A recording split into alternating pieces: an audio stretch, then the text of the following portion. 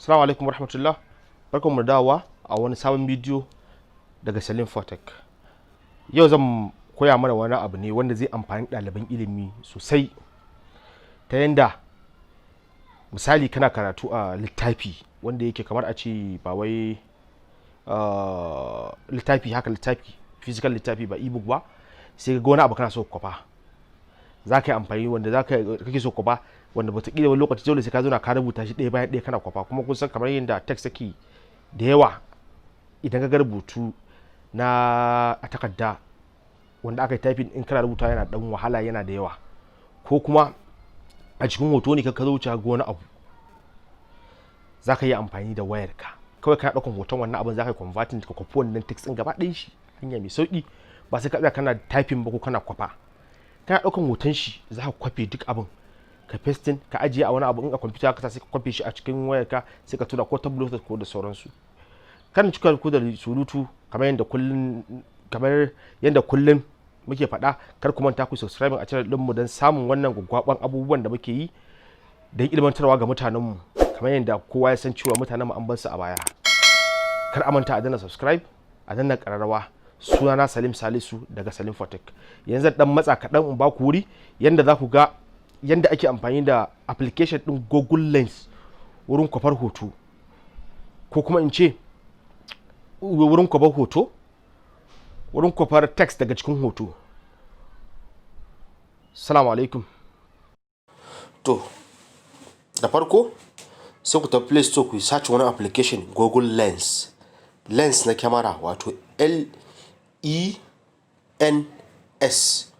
Lens. In ku da ɗauko application ɗin Google Lens, shine za ku gan shi gashi da kalar Google ɗin nan, ja, yellow, sai blue, sai green. Idan kuka buɗe shi, wannan shine Google Lens. To, yau akan wanda za yi magana akan copying text ne kaɗai, zan zo in yi bidiyo sosai akan yadda ake amfani da shi. To yanzu misali sai ka zo ka danna wannan na biyun ƙarshen. Zan yi bidiyo comprehensively insha Allah akan yadda Google Lens yake aiki. To kun ga za ku yana highlighting text ɗin, ya highlighting gaba ɗaya, sai ka danna tsakiya kamar za ka ɗauki hoto. To kaga ya rubuta text found in image, sai ka ce select all, sai ka ce copy text. kaga yanzu ka copy text din nan. Idan kana so ka sa ka ajiye a wannan kai pasting, kai ajiye shi zaka kamar yanda kake ajiye abu. Misali yanzu a ce mu dawo baya, mu zo mu bude application din Office. Kaga kamar ina da WPS nake amfani da shi a wayan, na bude shi wannan WPS,